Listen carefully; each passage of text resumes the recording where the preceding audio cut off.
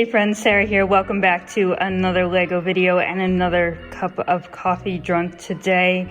Today I am working on these last couple Mills plates, one on each end here, that will hold the train before it goes into what will hopefully one day be a tunnel.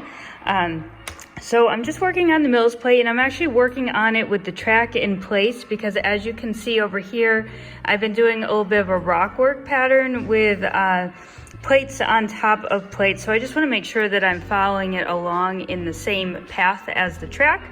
So I might as well sit here and do it right underneath it.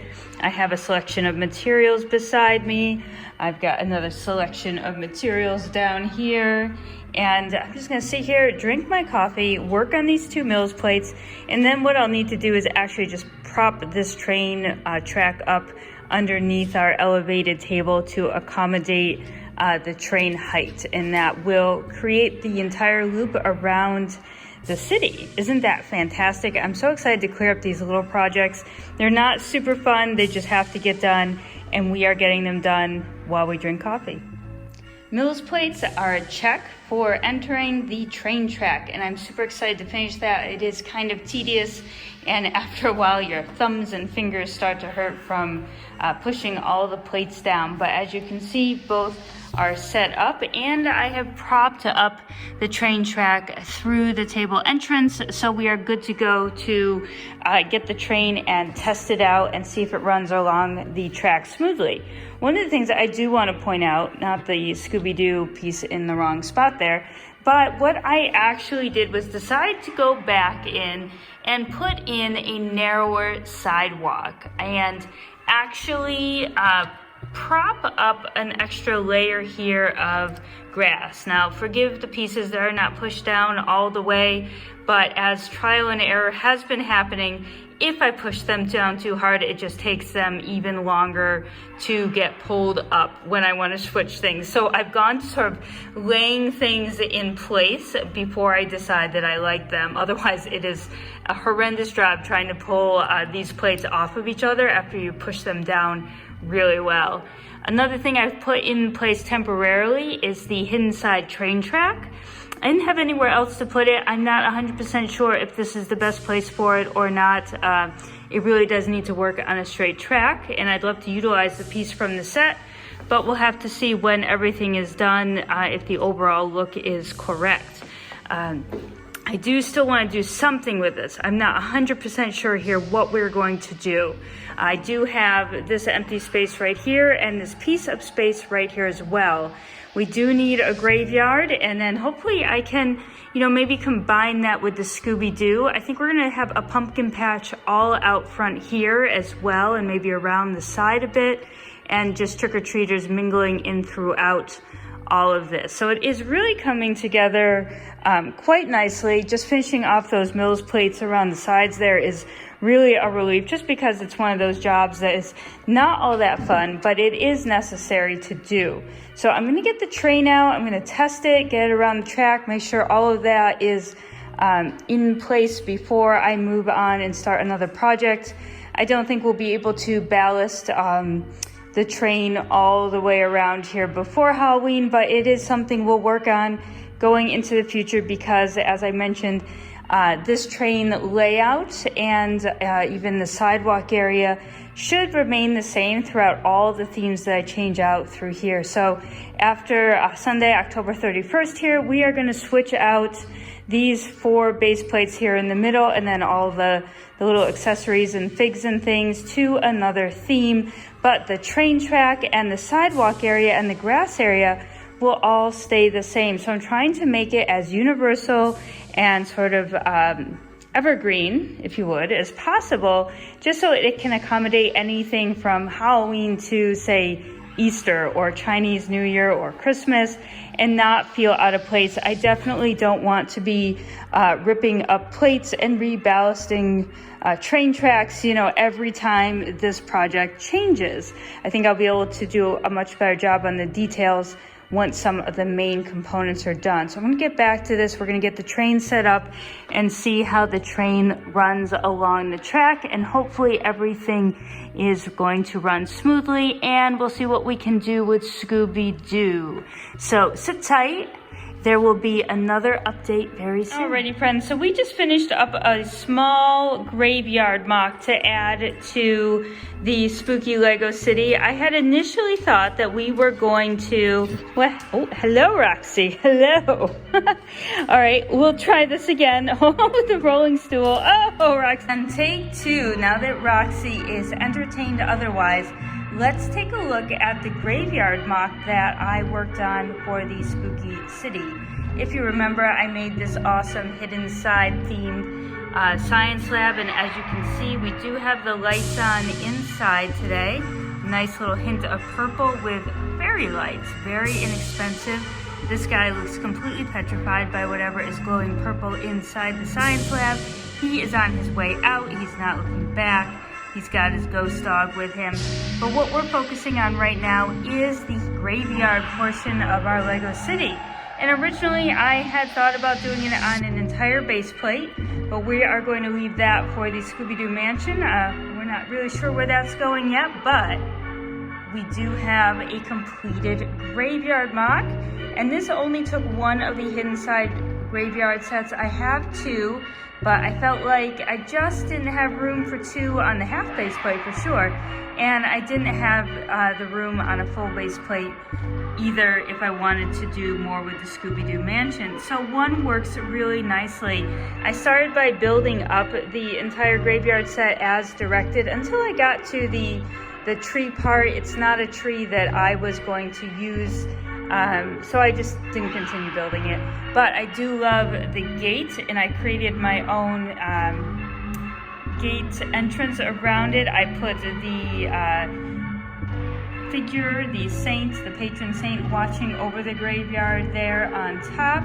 I do have a witch that I've included. I believe Simon Moss asked if I was going to have a witch floating over the city, and there is the witch's black cat as well. But if we go into the graveyard, and actually maybe I'll take the witch down here so we can see. I did include the two coffins as built in the graveyard set, and then this coffin here, actually, we just threw in a bunch of bones. So we got big bones and little bones.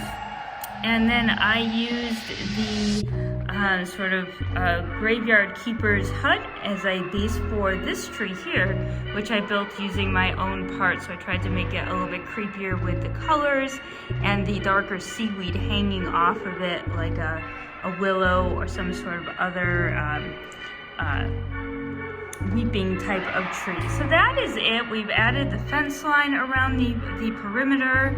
If I spin it around a little, you can get some of the detail. We tried to add some studs along the inside. There is a skeleton going to check things out. We did add some extra studs just for some rocky terrain, and you'll see some trees and things creeping up the building along with some brown vines. So not super detailed, but I think it fits the bill just right for the amount of graveyard needed in the city at this time. Remember, it is a super small city, so we don't want to go too big, and the smaller I stay with the city, the more details I can add. So I think this is the perfect 32 by 32 plate to put back into the city. And now we will turn our attention to the Scooby Doo Mansion. So I am calling this new addition to the spooky street my Scooby Doo Hot Mess Muck, because I have no clue what's going on here. I stayed up way too late at night. And in the morning I realized I actually put on pieces backwards. My eyes were like half closed trying to finish something, and then I hated it, actually. It didn't even look like this when I woke up in the morning. I actually placed the Tower of Scooby-Doo. I'm calling this like the mansion tower here. I actually elongated the tops, the middle section there. The entryway should be down lower, but I added this middle section to make it taller. I did try to round out the floors a bit more and then I did leave the top alone. Then this is actually a side build that came with Scooby Doo, and I plopped it on top of a plate and made it a roof line, just to kind of pick it up a little bit. Otherwise my building here was looking kind of flat. I did try to follow along with some similar colors, and I tried to do some funky things with balconies and broken boards and a jail cell door and dead plants. And I think that it actually works in a really bad way. It is a hot mess in the back. Some of it is open, some of it is closed. I did add some fun little tree and seaweed elements here in the front to resemble this piece coming off of the side right here. And I do still have the greenhouse part of the Scooby-Doo set, which I may do something for in the pumpkin patch down in front here. My son was completely against that, but I would love to use it. And at this point, I feel like I'm almost out of time and everything else is kind of a hot mess, so why not throw it in there?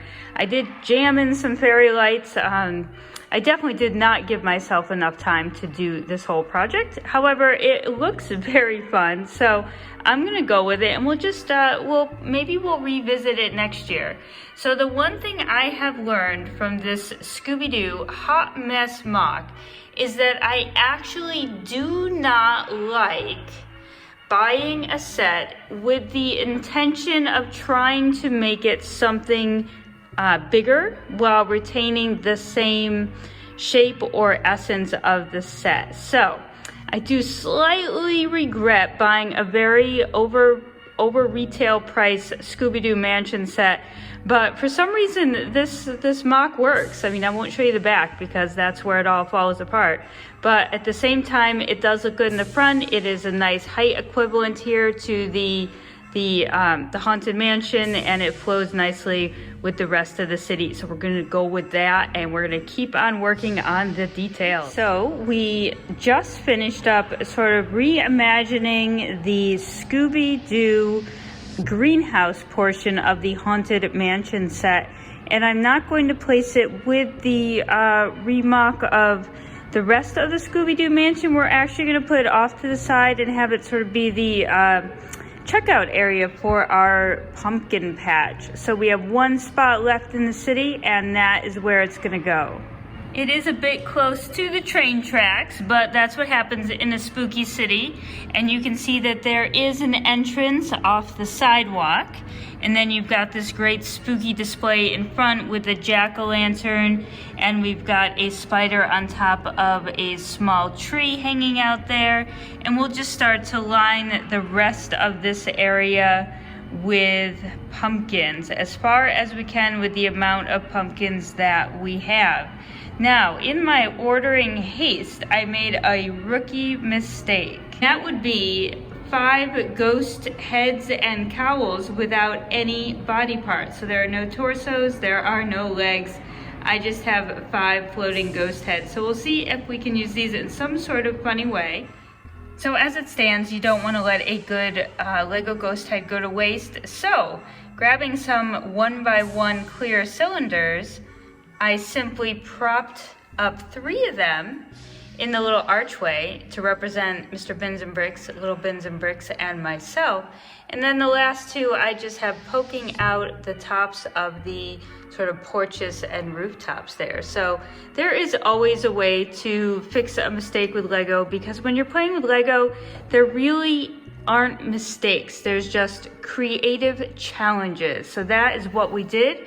We took on the creative challenge of finding a way to use these awesome little ghost heads this year without torsos or legs. Continue to add all of the extra details to the spooky Lego city. As you can see, I've got to place all of these pumpkins yet. We've got lots of greenery and dark colored seaweed and bows to build maybe another spooky tree or 2. I'm thinking to place around the open grassy area. We have plenty of leaves for the pumpkins, and then I need to build up a few minifigs. I have a ton of spider webs. Now I went a little spider web crazy here, but I'm a little at a loss as to how to use them to my best advantage. So I will definitely be looking for suggestions, and we will do our best to incorporate them next year into the Halloween Lego City. But for now, I'll try to add as many as I can, and we will have to see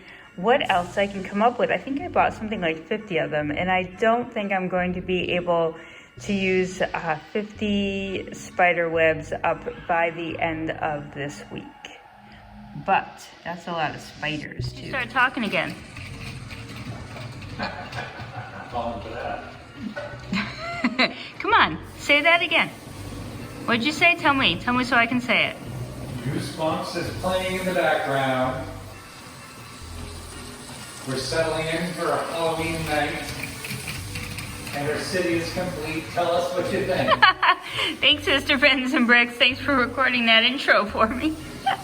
All right, friends, welcome to the Lego City, all decked out for Halloween. As you can see, the ghost train is running. I've accomplished my setup on this one table city layout, and I think it's looking pretty sweet, actually. We've got all the figs enjoying the celebration in the center green area here, picking pumpkins, looking for jack-o'-lanterns, checking out the different haunted buildings.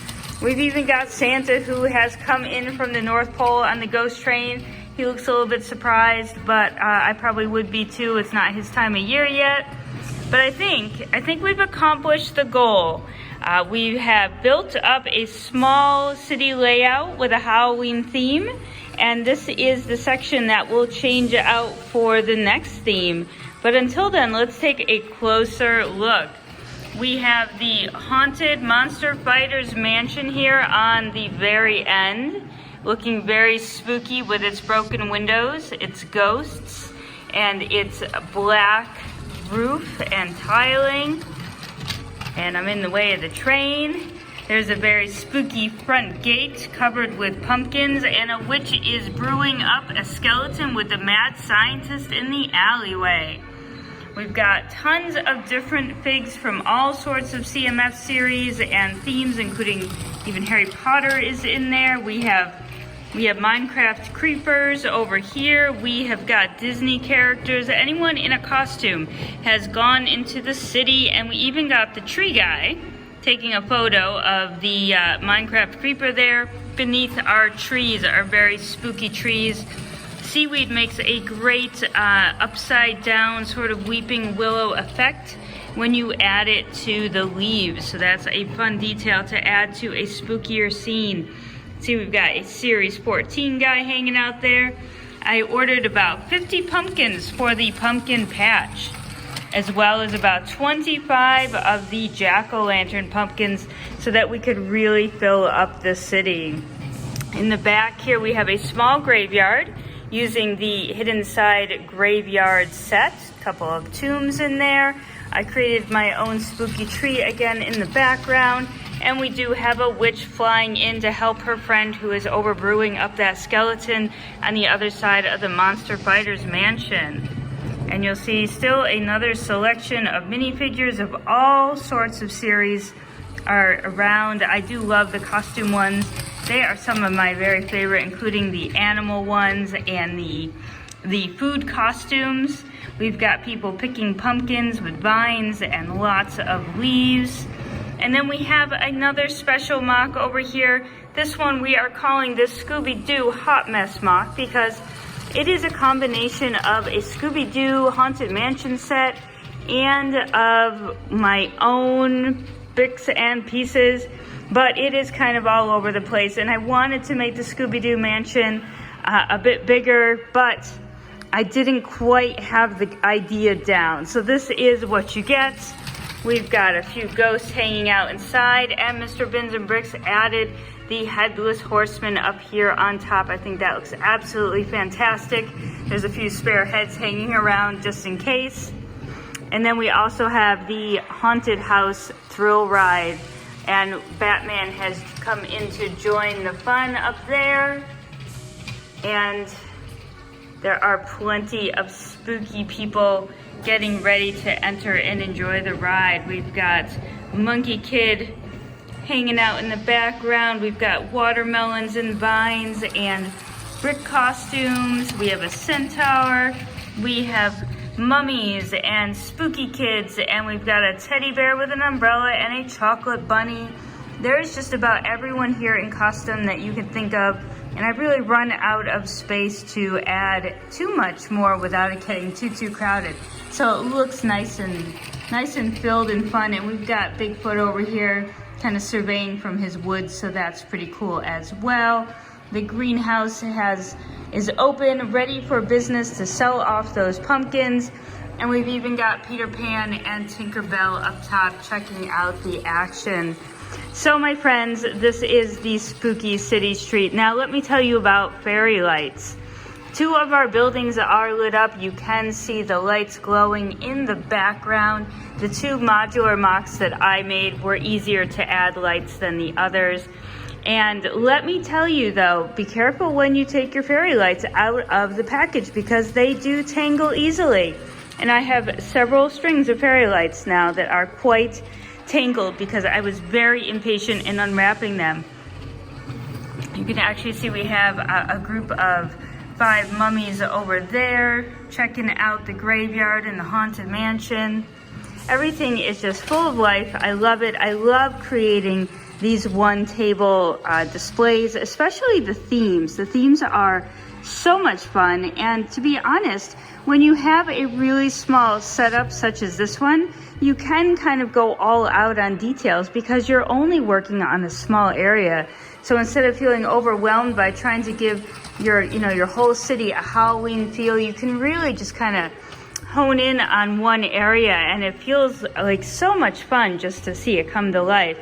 And with this small city layout, I can continue to incorporate more custom buildings. The goal for next year and this LEGO Halloween City is actually to replace the official sets with my own creations. So we'll have to see how that goes, and we'll allow a little bit more time than we did for this layout. I spent a good portion of this layout trying to figure out the train track and the Mills plates and the table size. So a good portion of my time actually went into creating the Mills plates and working on ballasting the track. As you can see, it does not have Mills plates under there. It does go just through the train track on some bricks, but we will be building a train tunnel in the near future as we progress with more city displays down here. But it's amazing how long it takes to build a simple Mills plate and to lay down the plates for the train tracks. I didn't even realize all the time I would spend just figuring out the train layout. So it didn't give me as much time as I would have liked to do some more custom mocks for the city. So hopefully next year we'll be able to start a little bit earlier on the good stuff, the fun stuff, the details, and we will add some more fun to this Halloween setup. So for now, my friends, this is the overview of a spooky, Spooktober LEGO Halloween City theme. I hope you enjoy it. Let me know your favorite part in the comments below. And we are going to get ready to actually pack this one up as soon as Halloween is over. And we are going to come out with the next theme. So you will need to make sure that you have liked and subscribed so you will know what that next theme is and can watch the fun of that one unfolding as well. So for now, guys, stay safe, happy building, have fun trick-or-treating if that is your thing, carve a pumpkin or 2, and we'll see you in the next update. Bye for now.